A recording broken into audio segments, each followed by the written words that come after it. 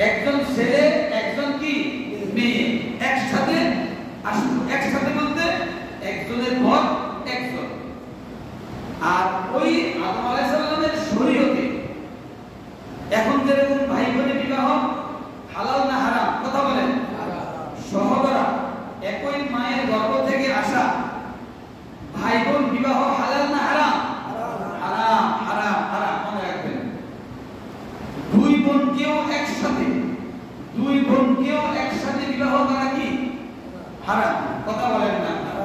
কি করা হারাম, নিষেধ। কিন্তু ওই সময়ের শরীয়তে আদম আলাইহিস সালামের শরীয়তে কি জায়েজ ছিল না? বুঝেন নাই কথা? উম্মতে মুহাম্মদীর শরীয়তে নিষেধ, কিন্তু ওই সময় তো সন্তান ভূমিষ্ঠ হওয়া আর কোনো ব্যবস্থাপনা ছিল আর আদম সন্তানই তো ছিল না। এই জন্য আদম আলাইহিস সালামের শরীয়তে আল্লাহ পাক কি করেছেন? এটা আদেশ করেছেন। তাও কিভাবে? প্রথম যে দুইজন, একজন ছেলে একজন মেয়ে, পরবর্তী যে ছেলে হইতো প্রথম সন্তানের মেয়ের সাথে তার বিবাহ, দ্বিতীয়বার যে মেয়ে হইতো প্রথম সন্তানের ছেলের সাথে তার কি বিবাহ। কথা কি বুঝেছেন না বুঝেন না? তো প্রথমে মনে করেন ছেলে ছিল হাবিল, ওনার সাথে মনে করেন যে মেয়ে ছিল তার নাম ছিল লিওনিয়া, আর পরবর্তী যে ছেলে হলো তার নাম ছিল কাবিল, মেয়ে যে ছিল তার নাম ছিল আকলিমা। লিওনিয়ার তুলনায় আকলিমা ছিল অপরূপ সৌন্দর্য অধিকারী। তুলনামূলকভাবে পরবর্তী যে মেয়ে হয়েছিল কি প্রথম জনের চাইতে রূপে গুণে সবচেয়ে কি বেশি। এখন আল্লাহর বিধান অনুপাতে আদম আলাইহিস সালাম বললেন হাবিল বিবাহ করবে আকলিমাকে আর কাবিল বিবাহ করবে লিওনিয়াকে। না বুঝেন নাই কথা? এখন কাবিল অসন্তুষ্ট, না আমি আমার সহোদরা বোনকে কি করব? কথা বলেন না আপনারা? বিবাহ করব কাবিল। আদম আলাইহিস সালাম বললেন না, এটা আল্লাহ পাকের হুকুমের কি বিরোধিতা, এটা আল্লাহ পাকের হুকুমের কি অমান্যতা, সীমা লঙ্ঘনতা, এটা হতে পারে না। জোরাজুরি পিড়াপিড়ি এমন তো অবস্থা। আদম আলাইহিস সালাম বললেন ঠিক আছে, তাহলে তোমরা আল্লাহর জন্য কুরবানি করো। কি করো? আল্লাহর পথে কুরবানি করো। যার কুরবানিটা কবুল হবে সেই আকলিমাকে বিবাহ, না বুঝেন নাই কথা? যার কুরবানিটা আল্লাহ পাকের দরবারে কবুল হবে সেই আকলিমাকে বিবাহ করবে। এখন হাবিল ওই সময় তার কাজ ছিল পশুপালন করা। তার কাজ ছিল কি পশুপালন করা, গবাদি পশু পালন করতেন, দায়িত্ব ছিল ওনার। আর কাবিল শস্য ক্ষেত খামারে কৃষি কাজে ছিলেন তার কি পশুগুলোতা, সে কৃষি কাজকর্ম করতেন, খেতে খামারে ফসলাদি উৎপন্ন করতেন। এখন হাবিলের পক্ষ থেকে একটা পশু কুরবানির জন্য নির্ধারণ করলেন, আর কাবিল কিছু খাদ্য শস্য কি করলেন কুরবানি হিসাবে পেশ করলেন। ওই সময়ের বিধান ছিল হুজুর সাল্লাল্লাহু আলাইহি ওয়াসাল্লামের শরীয়তের আগে, হুজুর সাল্লাল্লাহু আলাইহি ওয়াসাল্লামের শরীয়ত অর্থাৎ তিনি নবুয়ত প্রচারের আগ পর্যন্ত এই হুকুমটা ছিল। ওই সময় কুরবানিগুলো এক জায়গায় রেখে আসতো, আসমান থেকে একটা আগুনের কুণ্ডলী এসে ওই কুরবানি বস্তুগুলোকে জ্বালিয়ে ভস্ম করে দিতেন। যার কুরবানির বস্তুগুলো জ্বালিয়ে দিত তাহাই আল্লাহ পাকের দরবারে কবুল হয়েছে কি প্রমাণ। আর যার কুরবানি এমনিতেই পড়ে থাকতো তার কুরবানি আদৌ কবুল না। বুঝেন নাই কথা? হ্যাঁ না কম না, কথা বলেন না? যার কুরবানি পড়ে থাকতো তারটা কি কবুল হয় না। যার কুরবানিটা আসমান থেকে আগুন এসে জ্বালিয়ে দিত সেটা কি হয়েছে? এখন যদি এই বেলায় হইতো আমাদের কথা কি হইতো বলেন না? আমাদের নিয়মটা সহি দরকার কি দরকার না বলেন? এই ক্ষেত্রে আল্লাহ পাকের খাস রহমত। আবার আগেকার শরীয়তে কুরবানির বস্তু যাহা তাহা আবার দ্বিতীয়বার কুরবানির দাতা গ্রহণ করা গবাদি পশু হোক অথবা অন্য খাদ্যশস্য যাহা হোক তাহা খাদ্য তাহা আবার নিজেরা এনে গ্রহণ করা খাওয়া ব্যবহার করা কি ছিল? হারাম ছিল, নিষেধ ছিল। কিন্তু উম্মতে মুহাম্মাদের জন্য আল্লাহ পাকের অশেষ দয়া, সেটা আল্লাহ পাক কি করে দিয়েছেন বলেন? হালাল করে দিয়েছেন। বলেন আলহামদুলিল্লাহ, আলহামদুলিল্লাহ, আলহামদুলিল্লাহ। উম্মতে মুহাম্মাদের জন্য আল্লাহর প্রিয় হাবিব মুহাম্মদুর রাসূলুল্লাহ সাল্লাল্লাহু আলাইহি ওয়াসাল্লামের উম্মতের জন্য এই হুকুম। আলহামদুলিল্লাহ বলেন। এবার তারা কি করলেন? তাদের কুরবানি দিলেন। কিছুক্ষণ পরে দেখা গিয়েছে আগুনের কুণ্ডুলি এসে, আগুনের স্ফুলিঙ্গ এসে হাবিলের পশুটা কি করলেন? জ্বালায় দিলেন। আর কাবিলের ওই খাদ্য শস্য যাহা রেখে আসলেন তাহা এমনিতেই পড়ে রইল। এবার কাবিল আরো তেলে বেগুনে কি গরম হয়ে গেলেন। ভাইয়ের উপর, হাবিলের উপর আরো চড়াও হয়ে গেলেন। আরো কি হয়েছে? আরো চড়াও হয়ে গেলেন। সে কিছুতেই কোনো অবস্থাতেই তাহা মেনে নিতে পারছে না এবং সে জিদ করে বলে উঠে সরাসরি, গোপনে না, অপ্রকাশ্যে নয়, প্রকাশ্যে সে ঘোষণা করলেন, আমি তোমাকে হত্যা করব। নাউজুবিল্লাহ, আমি তোমাকে কি কথা বলেন? হত্যা করব, আমি তোমাকে হত্যা করব, মেরে ফেলব। হাবিল বলল, তুমি আমাকে হত্যা করার জন্য তোমার হাত যদি প্রসারিত করো, আমাকে হত্যা করার জন্য তুমি যদি তোমার হাতকে কি করো? বাড়িয়ে দাও, আমি কিন্তু তোমাকে হত্যা করার জন্য আমার হাত কি করবো না? বাড়াবো না। শেষ পর্যন্ত কাবিল কি করে ফেললো? হাবিলকে মেরেই ফেললো, শেষ করে দিল। সেখান থেকে কি হত্যা কি হয়েছে কথা বলেন না? এই হত্যার উৎপত্তি সেখান থেকে কি হলো? মুফাসসিরিনে কেরাম লেখেন, এই যে কাবিল অন্যায়ভাবে হাবিলকে হত্যা করলো, এই পৃথিবীতে কিয়ামত পর্যন্ত অন্যায়ভাবে যত মানুষ হত্যা করা হবে, এর এক অংশ পাপ কাবিলের কাঁধের মধ্যে চড়তেই থাকবে। সুবহানাল্লাহ বলেন না নাউজুবিল্লাহ বলেন? বুঝেন নাই কথাটা? এবার তার গুনাহের পাল্লা কত ভারী হবে দেখেন। কিয়ামত পর্যন্ত অন্যায়ভাবে যত মানুষ কি করা হবে? হত্যা করা হবে, খুন করা হবে, জুলুম নির্যাতন করা হবে। এই জুলুম নির্যাতন হত্যার অপরাধের একটি অংশ কাবিলের ঘাড়ের মধ্যে, কাবিলের আমলনামায় লেখা হইতে একটা অংশ কি যোগ হইতেই থাকবে। না বুঝেন নাই? তাহলে হত্যা কি ভালো জিনিস? কথা বলেন না?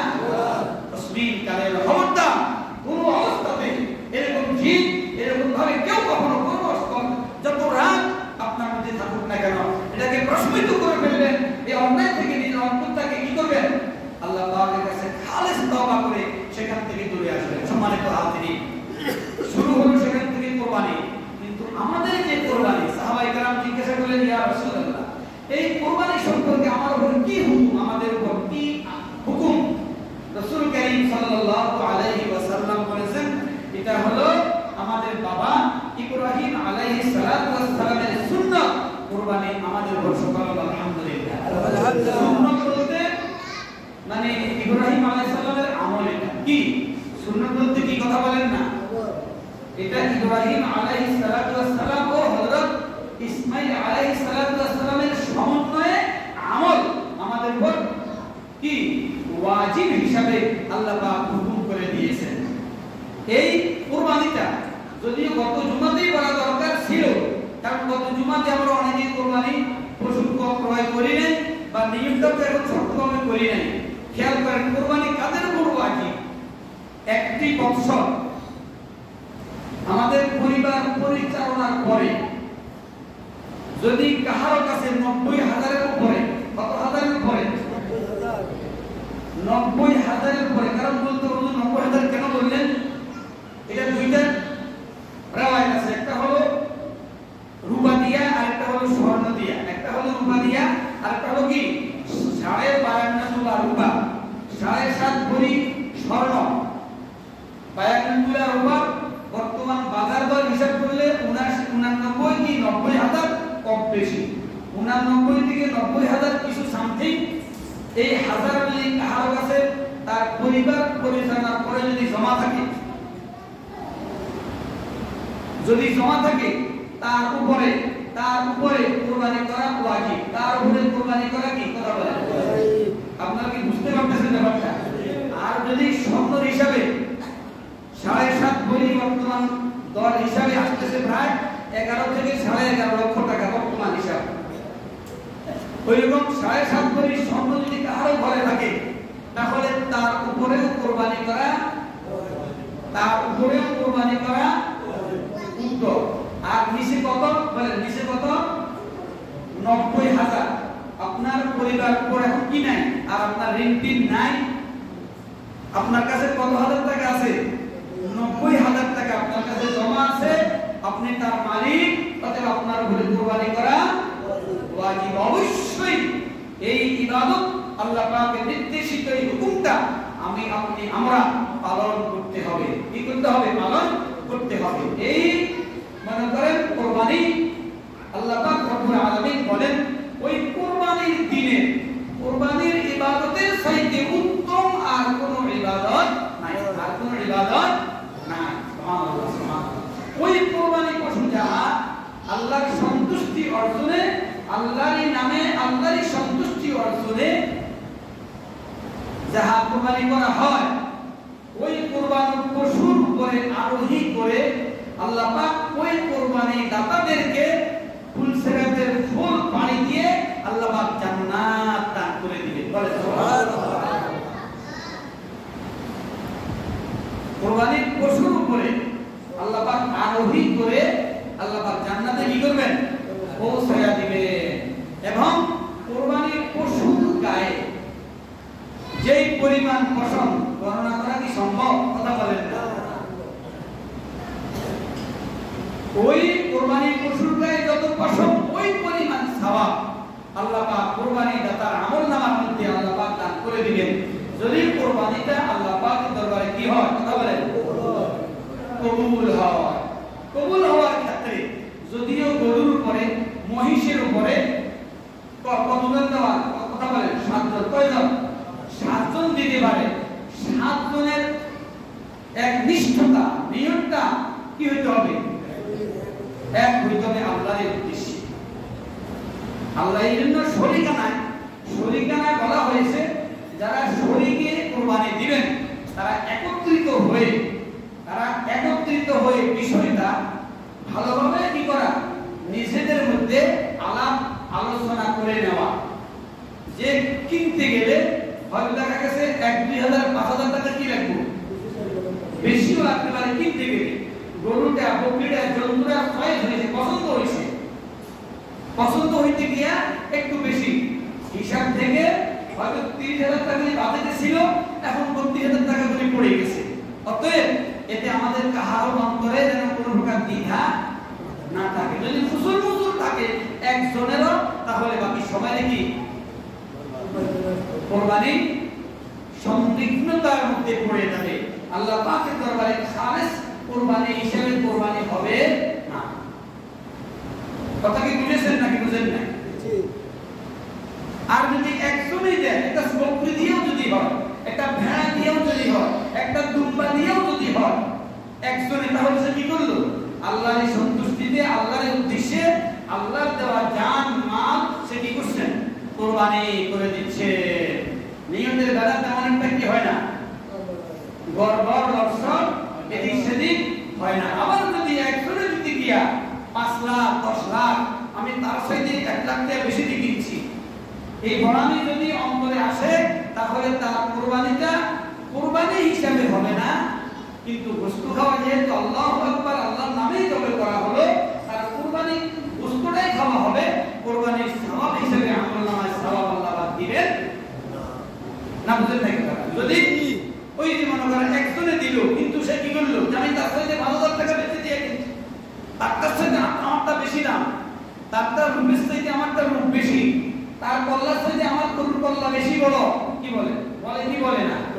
এটা যদি আপনার অহংকারী বশত হয়, ভিতরে যদি কি হয়? কথা বলেন, বড়ত্ব যদি প্রকাশ করে যদি হয়, খেয়াল খেয়াল করে আল্লাহ পাক তো অন্তরের দিকে চাইয়া আছে, ঠিক না? অন্তরের দিকে তাকিয়ে আছেন। যদি আপনার ভিতরে এরকম ভাবে যদি কোনো ভাব উৎপন্ন হয় যে আপনার অহংকারটা প্রকাশ, তার সাথে বেশি দাম দিয়ে আপনি ক্রয় করেছেন, এমন যদি হয় সেই কোরবানি আল্লাহ পাকের দরবারে কবুল হবে না। সম্মানিত হাজিরিন, আমরা যারা কোরবানি পশু ক্রয় করেছি, আল্লাহর দেওয়া সম্পদ, আল্লাহর দেওয়া টাকা পয়সা আল্লাহ পাক আমাকে আপনাকে আমাদেরকে দান করেছেন। আমরা এই কোরবানির দিনে আল্লাহ পাকের হুকুমে এই জান মাল আল্লাহর পথে কোরবানি করব। ভুল ত্রুটিগুলি যেন আল্লাহ পাক মার্জনা করে আমাদের কোরবানিকে আল্লাহ পাক কি করেন? কবুল করেন। সকলে বলেন আমিন। হযরত ইব্রাহিম আলাইহিস সালাম সন্তানাদি নাই, কি নাই? সন্তানাদি প্রথম পরিবারের গর্ভে সন্তানাদি হয় না।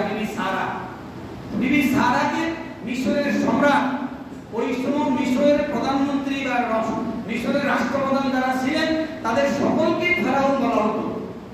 ফেরাউন ব্যক্তি বিশেষের নাম নয়, ফেরাউন ব্যক্তি বিশেষের নাম নয়। মিশর রাষ্ট্রের যারা রাষ্ট্রপ্রধান হতেন তাদের সকলের লকবে ছিল কি? ফেরাউন। ওই সময়ে মিশরের যে বাদশা ছিল, বাদশার কন্যা ইব্রাহিম আলাইহিস সালামের প্রথম স্ত্রী সারাকে উপহার হিসেবে দিলেন। মিশরের বাদশা নিজের মেয়ে হাজরাকে কি করলেন?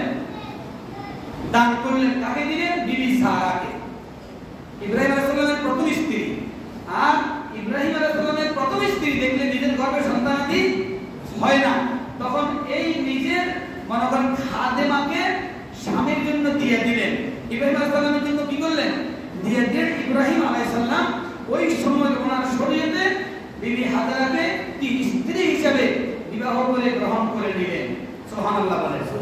এই বিবি হাজরার ঘরেই আল্লাহ পাক দান করলেন। তিনি আল্লাহ পাকের দরবারে দোয়া করলেন, রব্বি হাবলি মিনাস সালিহিন। আমাদের দেখা যায় যদি কারো সন্তানাদি হয় না, বিবাহ করেছেন 1 বছর, 2 বছর, 3 বছর, 4 বছর, 5 বছর, 10 বছর হয়ে গিয়েছে, সন্তানাদি হয় না, এমন পরিবার আছে কি না? কথা বলেন। তারা তো কামনা করে আল্লাহ আমাকে ছেলে দাও, একটা মেয়ে দাও। ইব্রাহিম আল্লাহ পাকের পয়গম্বর নবী, তিনি আল্লাহ পাকের দরবারে দোয়া করেছেন, আল্লাহ পাক আমাকে সৎ পুত্র আপনি দান করেন। সুবহানাল্লাহ। কি সন্তান কামনা করতে পারেন? সৎ সন্তান, নেক সন্তান। কি চাইতে হবে? কথা বলেন না। রব্বি হাবলি মিনাস সালিহিন। হে আমার রব, আমাকে নেককার সন্তান আপনি দান করেন। আল্লাহ পাকের দরবারে ইব্রাহিম আলাইহিস সালাতু ওয়াস সালামের দোয়া কবুল হয়ে গেল। আল্লাহ পাক রব্বুল আলামিন ওনাকে সুসংবাদ দিলেন, ফাবাশশারনাহু বিগুলামিন হালিম। সুবহানাল্লাহ বলেন। ফাবাশশারনাহু, আল্লাহ পাক সুসংবাদ দিলেন তাকে, ইব্রাহিম আলাইহিস সালাতু ওয়াস সালামকে। মতান করে কিতাবে আসছেন, তাফসীরে কিতাবে আসছেন, ওই সময় ইব্রাহিম আলাইহিস সালাতু ওয়াস সালামের বয়স ছিল 86 বছর, মতান্তরে 90 বছর, মতান্তরে 95 বছর বয়স ছিল ইব্রাহিম আলাইহিস সালাতু ওয়াস সালামের। সুবহানাল্লাহ। আল্লাহ পাকের পক্ষ থেকে দোয়া কবুল হয়েছে। আল্লাহ পাক সুসংবাদ দিলেন কি? ফাবাশশারনাহু বিগুলামিন হালিম। হালিম শব্দের অর্থ আমগো দেশের হালিম মিয়া না বাবা, বুঝেন না? বুঝেন না? হালিম শব্দের অর্থ সবার ধৈর্য আর সহনশীল। পুত্র সন্তানের সুসংবাদ আল্লাহ পাক ইব্রাহিম আলাইহিস সালাতু ওয়াস সালামকে দান করে দিলেন। সুবহানাল্লাহ। সম্মানিত হাজিরিন, আলোচনা লম্বা হয়ে যাবে, সময় দিকে খেয়াল করবেন। আল্লাহ পাক রব্বুল আলামিন নবী পয়গম্বর যারা দুনিয়াতে আসছে তাদের বেড়ে ওঠাটা স্বাভাবিক ছেলে মেয়ে চাইতে ব্যতিক্রম ছিল। কি ছিল? স্বাভাবিক বাচ্চা কাচ্চা যেরকম যতদিনে যতটুকু বড় হয় তার চাইতে ব্যতিক্রম নবী ছিল পয়গম্বর নবী রাসূলেরা। ইসমাঈল আলাইহিস সালাম বাপের সাথে চলাফেরা, হাতে বাজারে কাজকর্ম সহযোগিতা করার মতো বয়স যখন হয়ে গেল, বাপের টুকিটাকি কাজকর্ম করে ভাবে কোনো কাজ করতেছে, বললেন বাবা দাওটা নিয়ে আসো, কোদালটা নিয়ে আসো, বাঁশটা নিয়ে আসো, খুতনিটা নিয়ে আসো, এটা দিতে বয়স লাগবে না, কথা বল না, এমন বয়স। কিতাবে তাফসীরে কিতাবে আসছে, মতান্তরে বলেছেন ইসমাঈল আলাইহিস সালাতু ওয়াস সালামের তখন বয়স ছিল 12 থেকে 13 বছর। কত বছর? 12 থেকে 13 বছর বয়সে একদিন, অনেক লম্বা ঘটনা, ওইদিকে গেলে লম্বা হয়ে যাবে। ইব্রাহিম আলাইহিস সালাতু ওয়াস সালাম বললেন, বাবা আমি স্বপ্নে আদিষ্ট হয়েছি, আমি দেখতেছি তোমাকে আমি জবাব। ক্বালা ইয়া বুনাইয়া ইন্নী আরা ফিল মানামি আন্নী মানে আমি নিশ্চয়ই আমি আসবাহু, আমি তোমাকে কি করতেছি? জবাই করতেছি। কারে বলতেছে? ছেলেরে। কে? বাবা। বাবা ছেলেরে বলতেছেন, আমি স্বপ্নে আদিষ্ট হই, স্বপ্নে দেখেছি তোমাকে জবাই করতেছি। ফানজুর মাযা তারা, এই 10 11 12 বছর 13 বছর বয়সী সন্তানকে তার পিতা বলতেছেন কিসের কথা? তাকে পুরস্কার দিবে এই কথাই বললেন, কথা বলেন না। তার মৃত্যুর কথা জানিয়ে দিলেন, নিজ হাতে তোমাকে আমি কি করব?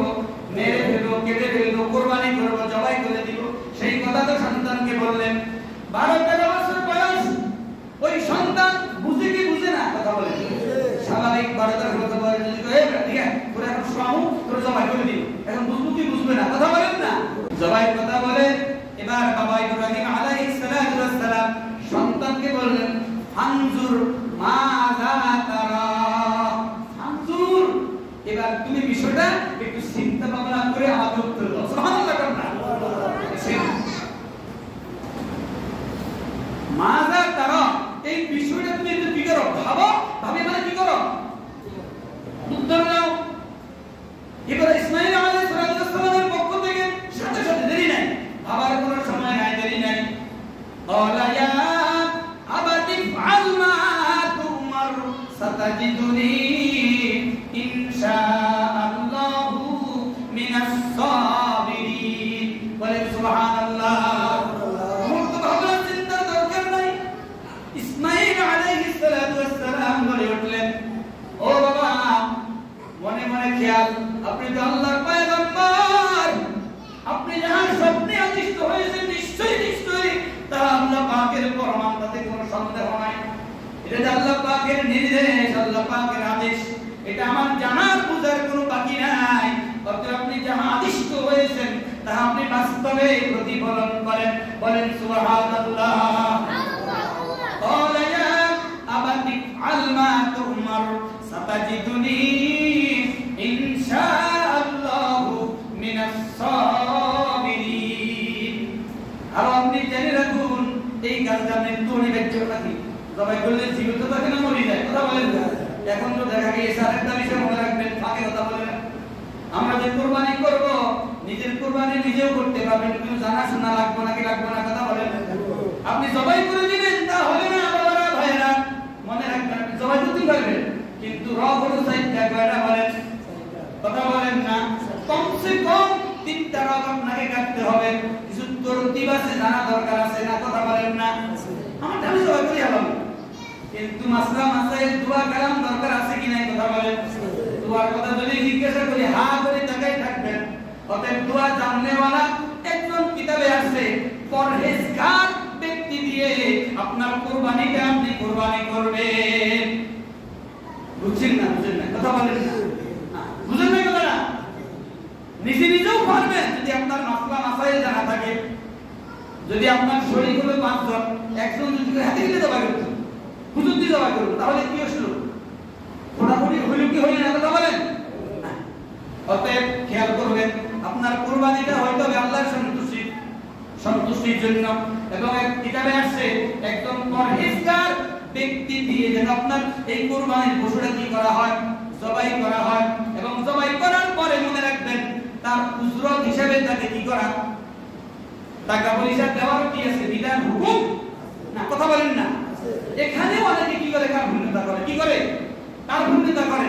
গরু ক্রয় করলে 1,20,000, 1,30,000, 1.5 লক্ষ টাকা, কিন্তু যে যারা কোরবানি করবেন তাকে যদি আপনি 500 টাকা দেন, আপনার কি আসে? কথা বলেন না। আপত্তি আসে? আসলে কি 500 টাকা দাও? কত হুঁশ দিয়ে গরুর গলা না হুঁচাই দিছে, গলা না হুঁচাই হয়ে দিয়েছে, কথা বলেন না, কি দরকার? না বুঝেন না? এখনো দেখা গেছে এখানেও বাকি আছে মানে যিনি কোরবানি করতেন ওনার টাকাটা দেওয়া হয় নাই। বড় আফসোস, বড় আফসোস। ইব্রাহিম আলাইহিস সালাম, ইসমাঈল আলাইহিস সালামের কোরবানির বিধানটা যখন জারি হয়ে গেল, এবার সন্তান বললেন কি, আপনি আমাকে ধৈর্যশীলদের মধ্যে পাবেন, বলেন সুবহানাল্লাহ। সাতাজিদুনি ইনশাআল্লাহু মিনাস সাবিরিন, আপনি আমাকে ধৈর্যশীলদের মধ্যে পাবেন। এবার বাপের হুতে কি হয়ে গেল? মিলে গেল না? কোরবানি করতে আর হইতে গিয়া আর কোন বাধা আছে কি, কথা বলেন না? এবার সন্তান ইসমাঈল আলাইহিস সালাতু ওয়াস সালাম বলতেছেন, বাবা আপনি কোরবানি করবেন আর আমি কোরবানি হব, তাতে কোনো কি নাই, কোনো আপত্তি নাই, কোনো বাধা নাই। তবে বাবা গো, আমার একমাত্র মায়ের সন্তান, আমি বড় আদর করে মায়া করে মা আমাকে লালন পালন করেছে,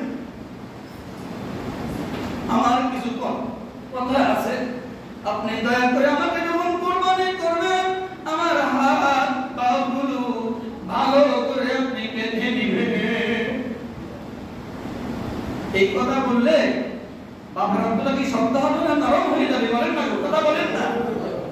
যত কঠিন হৃদয়ের ব্যক্তি হোক না কেন, এমন কথা যদি তাকে বলা হয়, আপনি যখন আমাকে কোরবানি করবেন আমার হাত পাগুলো আপনি ভালো করে বেঁধে দিবেন।